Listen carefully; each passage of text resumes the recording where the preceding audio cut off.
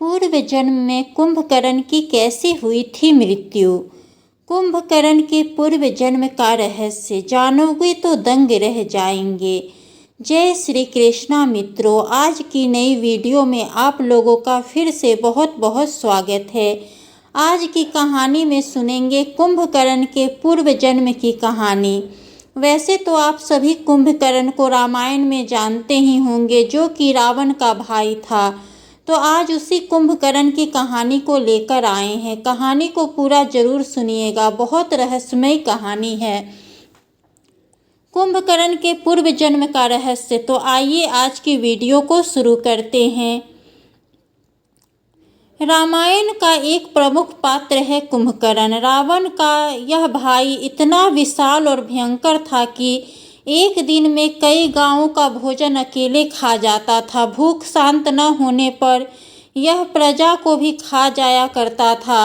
ब्रह्मा जी भी कुंभकर्ण की इस शक्ति से चिंतित थे। इसलिए जब कुंभकर्ण ने ब्रह्मा जी की तपस्या की तो वरदान मांगते समय देवी सरस्वती कुंभकर्ण की जीहा पर बैठ गई। परिणाम यह हुआ कि कुंभकर्ण ने इंद्रासन मांगने की जगह निंद्रासन मांग लिया। ब्रह्मा जी मुस्कुराए और तथास्तु कह दिया ताकि सृष्टि की रक्षा हो सके। लेकिन रावण की विनती पर 6 महीने में एक दिन जागने का वरदान दे दिया, जिससे कुंभकर्ण 6 महीने सोता था, फिर एक दिन उठकर भोजन करके फिर सो जाता था। इस भयंकर राक्षस की कहानी बस इतनी नहीं है। रामायण में कुंभकर्ण के पूर्व जन्म का भी उल्लेख मिलता है। यह भयंकर राक्षस पूर्व जन्म में भगवान विष्णु के साथ महायुद्ध कर चुका था। पूर्व जन्म में भगवान विष्णु को युद्ध के लिए ललकारते हुए यह बैकुंठ में पहुंच गया था।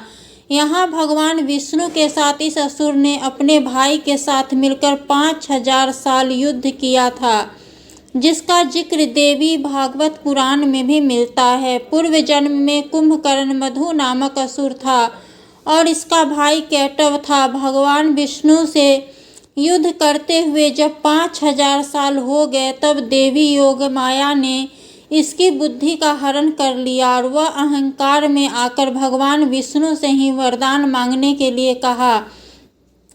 बस यही भूल कर गया यह असुर। भगवान विष्णु ने कहा कि तुम अपनी मृत्यु का उपाय बताओ।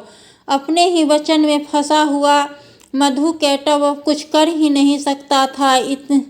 इसने बताया कि उसकी मृत्यु केवल भगवान की जंघा पर हो सकती है। भगवान ने अपने शरीर का विस्तार करना शुरू किया और अपनी जंघा में फंसाकर इन दोनों का सिर सुदर्शन चक्र द्वारा धड़ से अलग कर दिया। कुंभकर्ण राक्षस होकर भी राम की माया को जानता था। इसने रावण को समझाने का भी प्रयास किया था कि राम कोई सामान्य मनुष्य नहीं है, इससे युद्ध करके राक्षस जाति का विनाश होना तय है। लेकिन रावण अपने अहंकार में चूर था। उसने कुंभकर्ण को ही बुरा भला कहना शुरू कर दिया। कुंभकर्ण ने अपने बड़े भाई के आदेश पर यह जानते हुए कि भगवान राम के हाथों मृत्यु होने से उसे मोक्ष मिलेगा, युद्ध के लिए रणभूमि में आया और विभीषण को राम के साथ रहते हुए धर्म के पालन का आदेश दिया और यह कहा कि इस युद्ध के बाद राक्षस कुल को कोई अग्नि देने वाला भी नहीं रहेगा। उस समय केवल तुम ही बचोगे जो उनका अंतिम संस्कार करके उन्हें मुक्ति दिला सकते हो। जय श्री राम।